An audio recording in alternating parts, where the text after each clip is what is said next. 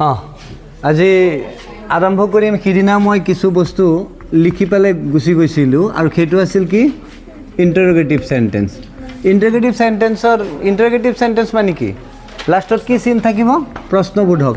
এই কথাখিনি খালি কৈছিলোঁ, লগত এটা উদাহৰণ দিছিলোঁ আৰু কৈছিলোঁ ইণ্টাৰগেটিভ চেণ্টেন্সত কি লিখিবা ছেটটোৰ জেগাত আস্ক আৰু লগত দুটা বস্তু লিখিছিলোঁ আৰু সেই দুটা হৈছে এটা হৈছে ইনকুৱাৰ্ড অফ, আনটো হৈছে ৱান্টেড টু নো। ইমানখিনিলৈকে হৈছিল। এতিয়া তাৰ পিছৰ পৰা আমি আৰম্ভ কৰোঁ। এটা উদাহৰণ লিখোঁ। Debashree said to Deepak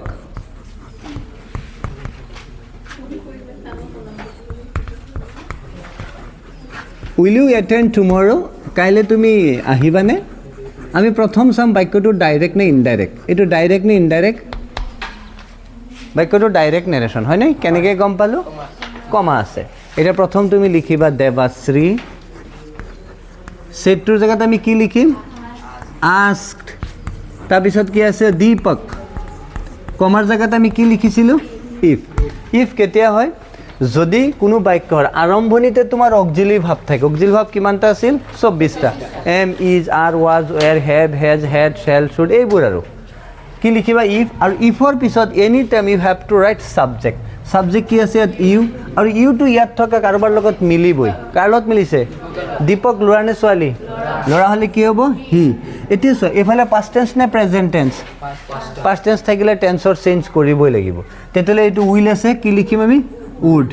attend, একদম লাগি গৈছে। এটেণ্ড। টুমৰো থাকিলে কি লিখিম দ্য নেক্সট ডে লিখিলেও হ'ব বা দ্য ফলোয়িং ডে লিখিলেও হ'ব।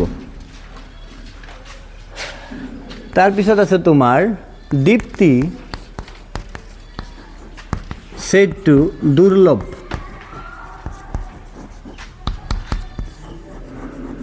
can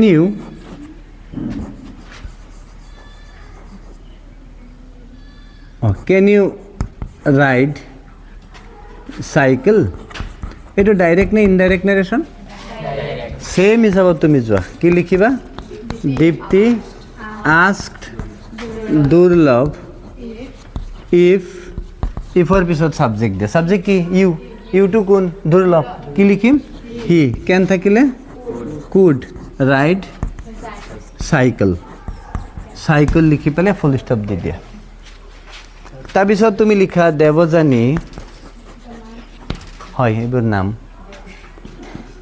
দেৱযানী মোৰ ষ্টুডেণ্ট হয়, বহুত পুৰণা। Devyani said to Dhiren is this your pen? এই কলমটো তোমাৰ নে? বাছ এতিয়া আমি ইনডাইৰেক্ট কৰিম। প্ৰথম কি লিখিম দেৱযানী asked ধীৰেন, কমাৰ জেগাত কি লিখিবা ইফ। ইফৰ পিছত ছাবজেক্ট দিয়ে। ছাবজেক্ট কি ইয়াত অক্সিলাৰী ভাৰ্বৰ লগতে ছাবজেক্ট থাকে না। অক্সিলাৰী ভাৰ্বৰ লগতে ছাবজেক্ট কি আছে ইয়াত দিছ, কি লিখিম ইয়াত ডেট। এই ইজটোৰ জেগাত কি লিখিম আমি ৱাজ, কাৰণ টেন্সৰ চেঞ্জ কৰিব লাগিব। প্ৰেজেণ্ট টেন্স থাকিলে পাষ্ট টেন্স। ইয়ৰ মানে হৈছে কাৰ ধীৰেন। ধীৰেন কি হ'ব হিজ। এইটো তোমালোকৰ কাৰোবাৰ নাহিব পাৰে মাইণ্ডত যে এনেকুৱা আহিছে যে ইয়ৰটো হৈছে ছাবজেক্ট। যদি কোনো বাক্যৰ নেৰেশ্যনৰ কথা নেৰেশ্যন এনেও তুমি একদম ইফ কিয় লিখিলা, ইফ কিয় লিখা হ'ল অক্সিলাৰী বা প্ৰথমত আছে আৰু বাক্যৰ লাষ্টত কি আছে কুৱেশ্যন মাৰ্ক, এইটো কাৰণে আমি ইফ লিখিলোঁ। ইফৰ পিছত তুমি ছাবজেক্ট দিবা আৰু ছাবজেক্টটো ক'ত থাকিব এই অক্সিলাৰী ভাৰ্বৰ লগতে ছাবজেক্ট থাকিব। বুজিছা অক্সিলাৰী ভাৰ্বৰ লগত কি আছে দিছ। এইটো তোমালোকে এইটো নাহিবা দিছৰ কাৰণে ইয়াত ডেট লিখিছে, কমাৰ কাৰণেতো ডেট হয়। এই ডেটটো হৈছে দিছৰ কাৰণে আৰু এই কমাৰ কাৰণে আমি কি লিখিলোঁ ইফ। বাছ ইমানখিনি আৰু লিখা তোমালোকেও চবেই চাগে লিখি হৈছে। এতিয়া আমি বেলেগ লিখোঁ আৰু একচুৱেলি তোমালোকৰ এটা সুবিধা হৈছে, তোমালোকক কৈ আছোঁ ইয়াত ছেইম কথাটো তোমালোক আকৌ এনেই অকণ ৱাটচ কৰা নে চোৱা নে? তেতিয়াহ'লে তোমালোকৰ ক্লিয়াৰ হৈ যাব। কিন্তু ছেইম বস্তু যে আৰু একবাৰ চোৱা তোমালোকৰ ক্লিয়াৰ হৈ যাব।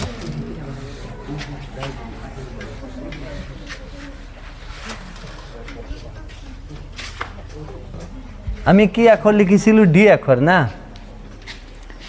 ডি আখৰ।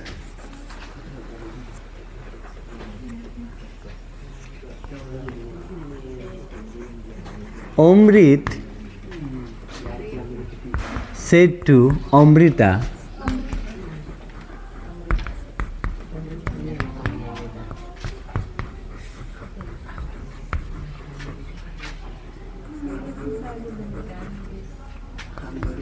have you done the sum? এইটো ডাইরেক্ট না ইনডাইরেক্ট? এটা আমি সিরিয়ালি লিখিম। প্রথম কি লিখিম? অমৃত asked অমৃতা। তাৰপিছত কি লিখিবা? কমাৰ জায়গাত ইফ। ইফৰ পিছত তুমি সাবজেক্ট দিয়া। সাবজেক্ট কি? অক্সিলিয়াৰি ভাৰ্বৰ লগত যেটো আছে সেইটো হৈছে সাবজেক্ট। ইউটো কোন? ল'ৰা নে ছোৱালী? ছোৱালী। কি হ'ব? সি। হেভে বুজাইছে প্ৰেজেন্ট পারফেক্ট। কোন টেন্স যাব? পাস্টত না? Past perfect. কি হ'ব? হ্যাড ডান দা। বাকি তো আর একো চেঞ্জ করার বস্তুই নাই, বাস লিখি দিলা। তার পিছত আহি আছে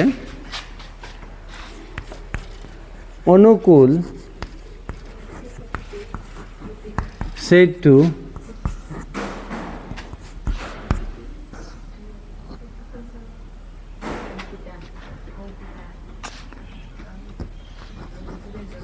আমিষা। না, অঙ্কিতা একবার লিখা হয়েছে, মানে দ্বিতীয়বার নিলিখো, তাতে ভুলত চাগে এক দুবার লিখি দিছি নাকি, ডাবল হয়ে গেছে। May I use year mobile? মই তোমার মোবাইলটো ইউজ কৰিব পাৰিম নে? অঁ, উত্তৰ লিখি দিবা নো। আচ্ছা, এতিয়া আমি এনেকৈ লিখিম অনুকূল সেটটোৰ জেগাত কি লিখিবা? asked আমিষা পেটেল, কমাৰ জেগাত কি? ইফ। এতিয়া চোৱা, এই বাক্যটো মই লিখাৰ বেলেগ এটা কাৰণ আছে।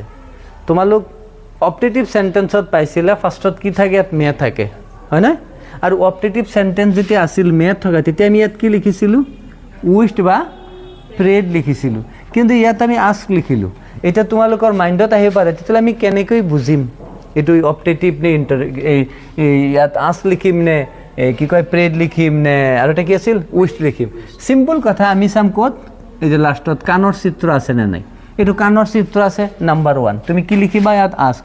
2 নম্বৰ, ইয়াত মে থকা বাক্যত এই জেগাত ছাবজেক্টটো কি আছিল? ইউ আছিল না? নাই, তাত অপটেটিভ সেন্টেন্সত কি আছিল? মে ইউ বি হেপি, হে, মে ইউ শাইন, এনেকৈ কিবা কিবা আছিল। গতিকে তাৰ পৰা আমি বুজিব পাৰোঁ এইটো প্ৰশ্নবোধক যেন হওক। এতিয়া ইফৰ পিছত তুমি ছাবজেক্ট লিখা। ছাবজেক্টটো কি? আই। আইটো কোন? অনুকূল। অনুকূল ল'ৰা হয় নে ছোৱালী হয়? ল'ৰা হ'লে কি হ'ব? হি। মে থাকিলে কি হ'ব? মাইট। ইউজ, ইয়ৰ মানে কাক? ইয়ৰ মানে হৈছে অমিষা। অমিষা হৈছে ছোৱালী। কি লিখিম আমি? হাৰ মোবাইল। এতিয়া আমি এটা কাম কৰোঁ, ডাইৰেক্টৰ পৰা ইনডাইৰেক্ট যথেষ্ট লিখিলোঁ, এতিয়া ইনডাইৰেক্ট বা ডাইৰেক্ট কৰিম। জাহ্নবী লিখা হৈছে? লিখা হৈছে, মই লগলে মুচি দিম। কি ভাবিছা?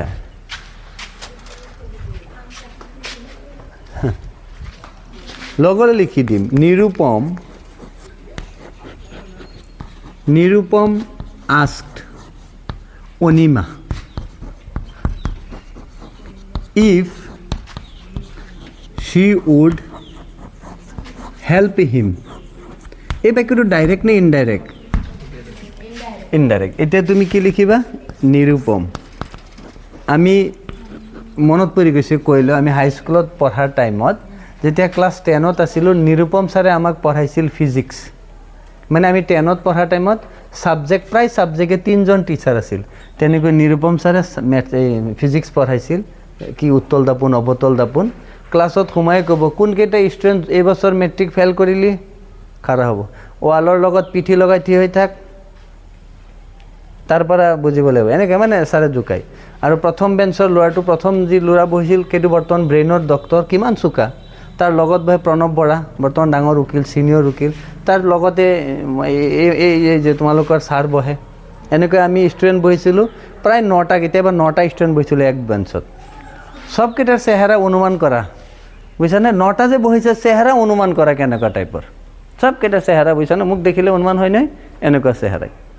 এদিন নিৰুপম ছাৰ আহিছে আমাৰ এটা ৰুমৰ, টিন উৰুৱাই লৈ গৈছে হাৱাই, মানে বতাহে, ধুমুহাই।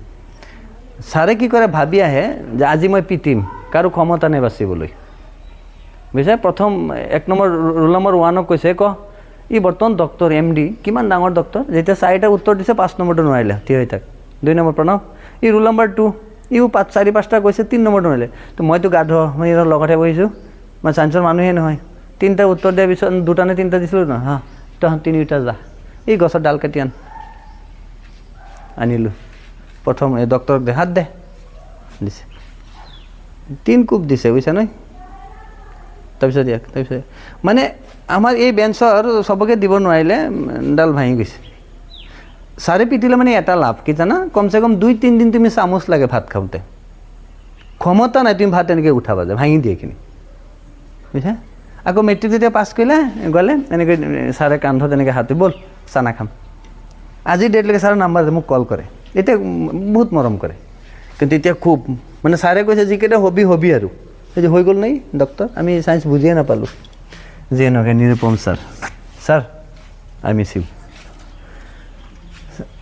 আস্কৰ জেগাত কি লিখিবা চেটটো আমি এটা বস্তু পুৰণা কথা এই জেগাটোত যি থাকে আমি কি লিখিম একদম পঁইতাচোৰালৈকে কৈছিলোঁ হয়নে ককৰোচ তাৰপিছত ইয়াত কি আছে আনিমা লিখিলা এই ইফটো কাৰ জেগাত বহিছিল তে কমাই দিলোঁ বোলে কমা দিলোঁ তাৰপিছত ইফ কেতিয়া বহে কমাৰ জেগাত বহে এইটো মানিছোঁ ইফ কিয় বহে যদি কোনো বাক্যৰ একদম আৰম্ভণিতে কি থাকে অক্সিলিয়াৰী ভাৱ তেতিয়াহ'লে আমি এই বাক্যৰ পৰা মই অক্সিলিয়াৰী ভাৱটো চাওঁ অক্সিলিয়াৰী ভাৱটো কি আছে উড ইয়াত উড হোৱাৰ কাৰণ হৈছে এইটো পাষ্ট টেন্স গতিকে আমি এইটোতো পাষ্ট টেন্সত নহ'ব পাষ্ট টেন্স চেঞ্জহে হৈছে গতিকে কি থাকিলে উড হয় আমি এইটো মনত পেলাব লাগিব কি থাকিলে উইল ইয়াত দিবা WI11 হয়নে একেই ডাবল-L এই উইলটো এই চোৱা এই বাক্যটো চোৱা হেবৰ পিছত কি আহিছে অক্সিলিয়াৰী ভাৱ মেৰ পিছত কি আহিছে অক্সিলিয়াৰী ভাৱ যেতিয়া তুমি অক্সিলিয়াৰী ভাৱ তেতিয়াহ'লে এতিয়া মেইন ভাৱ আহিব ছাবজেক্ট আহিব ছাবজেক্ট কি শ্ৰী এতিয়া শ্ৰীটো অনিমা নে নিৰুপম অনিমা তুমি কি লিখিবা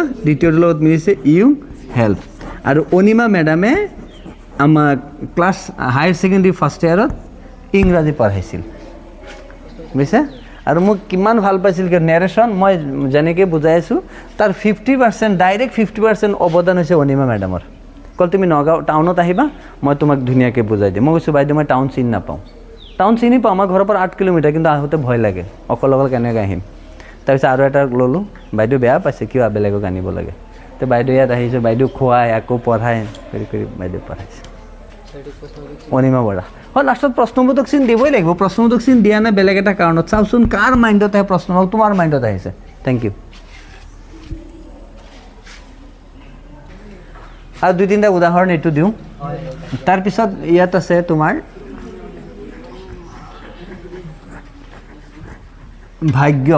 ভাগ্য ল'ৰাৰ নাম নে ছোৱালীৰ নাম হ'ব ল'ৰাৰ নাম হয় ভাগ্য যদি কয় ভাগ্যশ্ৰী তেতিয়া তেনেকৈ হ'ব asked Vikram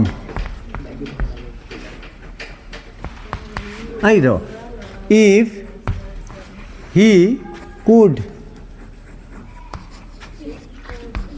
do that task there এইটো ডাইৰেক্ট নে ইনডাইৰেক্ট নাৰেশ্যন ইনডাইৰেক্ট নাৰেশ্যন এতিয়া আমি কি লিখিম ভাগ্য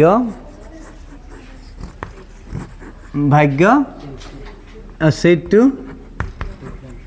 এটা বেলেগ কথা আছে ৰ'বা এটা বেলেগ কথা আছে নে ইফৰ জেগাত কমা হয়নে এতিয়া চোৱা হিটো ল'ৰা নে ছোৱালী মই বেলেগ এটা কাৰণত লিখিছোঁ ল'ৰা এতিয়া বিক্ৰম ল'ৰা নে ভাগ্য ল'ৰা তো কাৰ লগত মিলাবা ভেৰি গুড তোমাৰ কথা তুমি এইটোৰ লগত মিলালে হ'ব এইটোৰ লগত মিলালে হ'ব হয়নে তেতিয়াহ'লে এটা কাম কৰা ইয়াত আছে গতিকে ইয়াত হিটোৰ লগত মিলাইছোঁ দ্বিতীয়টোৰ লগত মিলে কি হ'ব ইউ কিন্তু তাৰ আগত তুমি কি দিব লাগিব you have to put auxiliary verb তুমি অক্সিলিয়াৰী ভাৰ্ব দিব লাগিব না কি অক্সিলিয়াৰী ভাৰ্ব দিম ইফ আছে অক্সিলিয়াৰী ভাৰ্ব কি আছে কুড ইয়াত কি লিখিম কেন তাৰপিছত দ্বিতীয়টোত মিছে কি আছে ইউ তুমি যদি ভাবা প্ৰথমটোৰ লগত মিলাম তেতিয়াহ'লে ইউৰ জেগাত কি বহিব I can you do that থাকিলে কি লিখিবা দিছ টাস্ক থাকিলে টাস্ক আৰু দেয়াৰ থাকিলে কি লিখিবা হিয়াৰ ঠিক আছে না আৰু এটা লিখো খুশি মোৰ আৰেকজনী ছোৱালী ষ্টুডেণ্ট খুশি asked কনক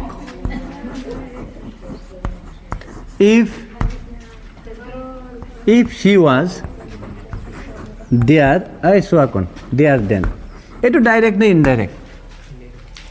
ইনডাইৰেক্ট। এতিয়া তুমি লিখিবা খুশি, আষ্টৰ জেগাত কি লিখিম? Said two Kanak. ইফৰ জেগাত কি দিম? কমা দিলোঁ। এতিয়া কমা দি পেলাই প্ৰথম আৰম্ভণিত কি লিখিম? Auxiliary verb. অক্সিলিয়াৰী ভাৰ্ব কি আছে? ৱাজ আছে। ৱাজ বস্তুটো হৈছে পাষ্ট কণ্টিনিউৱাছ টেন্স। এতিয়া যদি ইনডাইৰেক্ট নেৰেশ্যন তুমি এনেকৈ মনত পেলাব লাগিব কোনটো টেন্স থাকিলে পাষ্ট কণ্টিনিউৱাছ টেন্সত যায়? Present continuous. তেতিয়াহ'লে আমি প্ৰেজেণ্ট কণ্টিনিউৱাছ টেন্সত লিখিম। এতিয়া প্ৰেজেণ্ট কণ্টিনিউৱাছ টেন্সত তিনিটা বস্তু আছে, হয় নহয়? Am, is, are. তিনিওটা লিখিলোঁ বেলেগ এটা কাৰণত। আমি চাওঁ কোনটো বহিব। Am is are. Am is আৰৰ পৰা এটা বহিব, তিনিওটা শুদ্ধ নহয় এই জেগাত। তিনিওটা প্ৰেজেণ্ট কণ্টিনিউৱাছ টেন্সৰ বস্তু তিনিওটা শুদ্ধ নহয়, এটা বহিব। এতিয়া মিলাম কেনেকৈ? কাৰ আগত দিম? এইকেইটা বস্তু কাৰ আগত দিম? নাই নাই নাই, ছাবজেক্টৰ আগত দিম। এতিয়া সিটো কোন? কনক নে খুশি? কি লিখিম? প্ৰথম দলত মিলিছে। এতিয়া প্ৰথম দলত মিলিলে কি হ'ব? আই মি মাই না। আই মি মাইৰ পৰা কোনটো বহিব? হয় নাই? এই যে এম লিখি দিলোঁ। এম আই দেয়াৰ থাকিলে কি হ'ব? হিয়াৰ। দেন থাকিলে কি হ'ব? নাও। বুজিছানে কাহিনীটো? হ্যাঁ, প্ৰব্লেম হৈছে। আৰু এটা বস্তু অকণ উল্টা পুল্টা কৰি দিওঁ। চোৱা চোৱা চোৱা চোৱা চোৱা, এই যে চোৱা চোৱা, এইটো চাই ল'বা। Vedanta said to Bidisha,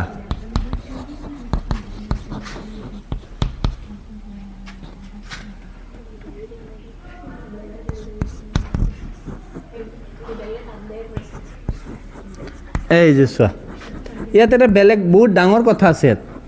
hello', অকণ শুনিবা, এইটো বেলেগ কথা আছে। ইয়াত লিখা আছে Vedanta said to Bidisha, are you coming here?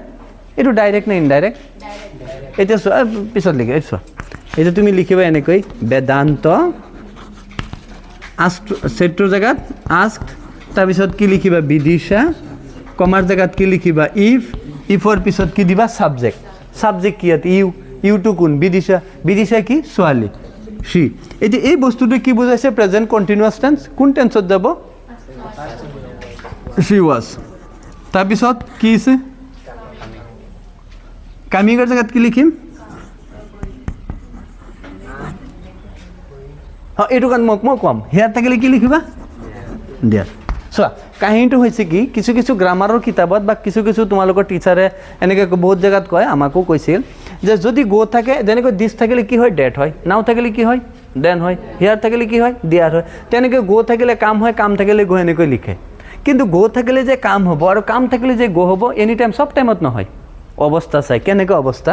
এতিয়া চোৱা, হেয়াৰ থাকিলে তুমি কি লিখিবা? হেয়াৰ থাকিলে তুমি লিখিবা দেয়াৰ। ইয়াত কি আছে? কাম। তাৰমানে যদি তুমি কামিং দিয়া, তেতিয়াহ'লে কাম হিয়াৰ। এই কাম দেয়াৰ কোনোবাই কয় নেকি? কাম দেয়াৰ ক'ব নেকি? এই কাম দেয়াৰ এনেকৈ ক'ব নেকি? আৰু কোনোবাই ক'ব নেকি গ' হিয়াৰ? গ' হিয়াৰ এনেকৈ ক'বনে? তাৰমানে গ'ৰ লগত কি বহে? অট'মেটিক দেয়াৰ বহে না। গ' দেয়াৰ, গ' টু দেয়াৰ না। বা আৰু কামৰ লগত কি বহে? হিয়াৰ। কিন্তু এতিয়া ইয়াত দেখা গৈছে, যদি তুমি হেয়াৰৰ লগত যদি তুমি হেয়াৰৰ জেগাত দেয়াৰ দিয়া, ইয়াত কাম থাকিলে নিমিলে। এনেকুৱা ক্ষেত্ৰত গ'ৰ জেগাত কাম হয়। বুজিছে? লিখা। তাৰপিছত বেলেগ এটা আচৰিত ধৰণৰ উদাহৰণ দিম, 33টা উদাহৰণ দিম। আজি হৈ যাব, টেনশ্যন নাই। হা, ঠিক আছে, লিখা। হা, তোমালোকে উদাহৰণ চাই বেছি খুচি নহ'বা, বুজিছানে? এইবোৰ পঢ়িব লাগিব। তোমালোক পঢ়িব লাগিব, পঢ়িলেহে খুচি পাবা। এতিয়া নপঢ়াকৈ তোমালোক খুচি নহ'বা, দুখী হ'ব লাগিব, বুজিছা? ঘৰত গৈ অকণ চাবা। আৰু তোমালোকক কৈছোঁ, উদাহৰণ খুচি বুলি একদম হাঁহি নাথাকিবা, তোমালোক অকণ বুজি পাব লাগিব, দুখ যাতে নাহে, তেনেকৈ খুচি হ'বা। চোৱা, ইয়াত কি লিখিলোঁ? এতিয়া মই 33 উদাহৰণ দিম, নিলিখিবা। মই আগত লিখি লওঁ, পিছত লিখিবা। পৰীক্ষাত যদি এইটো নিয়মত আহে, ইয়াৰ পৰা এটা আহিব কনফাৰ্ম, বুজিছা? 33 একদম পোৱালি পোৱালি উদাহৰণ।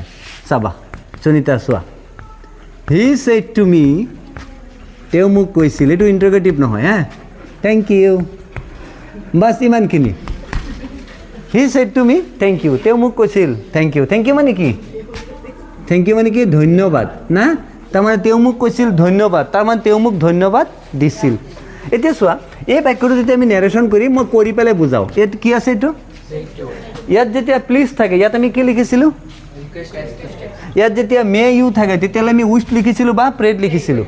ইয়াত যেতিয়া একদম গৰম কথা দিয়ে মানে ইম্পাৰেটিভ সেন্টেন্সত তেতিয়া আমি কি লিখিছিলোঁ অৰ্ডাৰ কিন্তু যদি কোনো বাক্যত থেংক ইউ থাকে তেতিয়া তুমি ইয়াত লিখিব লাগিব থেংকড তাৰপিছত মি উত্তৰ শেষ এতিয়া প্ৰব্লেমটো হৈছে ইমান খাটা উত্তৰ পচন্দ হোৱা নাই সেই নেৰেশ্যন ইমান লম্বা লম্বা আনচাৰ ছাৰ আপুনি কৰিছে এইটো কেনেকুৱা বহুত ষ্টুডেণ্ট পাইছোঁ যদি হোমৱৰ্ক কৰিব দিওঁ বা ছাৰক মোৰ সন্মুখত কৰিব দিওঁ ধৰা এই বাক্যটো দিলোঁ হি থেংকড মি ফটকৈ দি দিলে এইটো ছাৰে ভুলত দি দিছে এইটো চাগে ভইচ চেঞ্জ মই পাইছোঁ ভইচ চেঞ্জ কৰি দিয়ে আই ৱাজ থেংকড বাই হিম মানে ষ্টুডেণ্টৰ এটা মাইণ্ডত এটা কি হৈছে এটা কনচেপ্ট সোমাই গৈছে যে কমাৰ জেগাত ডেট থাকিব লাগিব কমাৰ জেগাত টু থাকিব লাগিব কমাৰ জেগাত ইফ থাকিব লাগিব হয়নে ইয়াততো একো নাই গতিকে সিহঁতৰ চিন্তা কৰাটো ভুল না তুমি কি কৰিবা ইয়াত তোমাৰ আমি এটা বস্তু জানো কি ইয়াত হাতী ঘোঁৰা পঁইতাচোৰা কি কৈছিলোঁ যি থাকে তুমি কি লিখিবা সেটটো লিখি পেলাই এইফালে বহাই দিবা পৰীক্ষা দিয়ে বাক্যটো হয়তো এনেকৈ আহিব he said to me thank you for your help বা ফৰ দ্য হেল্প তুমি লিখিবা he thanked me for the help বাকীখিনি একেই বহিব ডেট মেট নহয় আচ্ছা 2 নম্বৰ 33টাহে 33 বেছি টাইম নালাগে খাটা উদাহৰণ 2 নম্বৰটো উদাহৰণ লিখোঁ he said to me he said to মি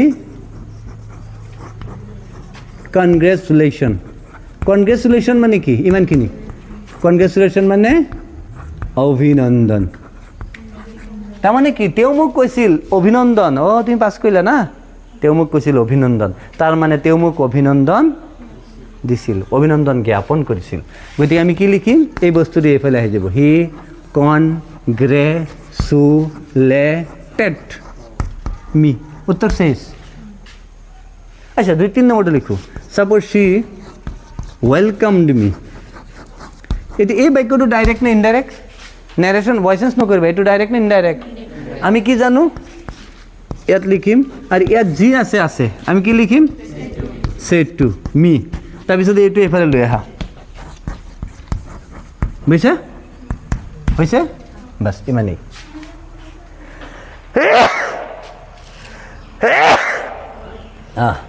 এতিয়া চোৱা আৰু আছে কাহিনী উল্টা পুল্টা লাগিছে নেকি তোমালোকৰ ইয়াত মই ভুল লিখিছিলোঁ এই যে 33 নহয় 3টা পৰীক্ষাত আহিলে এই ছিষ্টেমত 3টাই হয় এক্সাম পইণ্ট অফ ভিউত কৈছোঁ তোমালোকৰ পৰীক্ষাত আহিলে 3টাৰ পৰা আহিব এটা পৰীক্ষাত ছেম নাহে হয়তো থেংক ইউ থাকিব হয়তো কনগ্ৰেচুলেশ্যন আৰু আছে দৰকাৰ নাই কিমান তোমালোকৰ পৰীক্ষাৰ কথা ভাবিছোঁ বুজিছা টান লাগিছে এইকেইটা তোমালোকে য'ত লিখিবা এনেকৈ গোল চিন দি ৰাখিবা নহ'লে হেৰাই যাব ভাবিবা ইণ্টাৰগেটিভ চেণ্টেন্সৰ এইটো নিয়ম চাগে দিয়া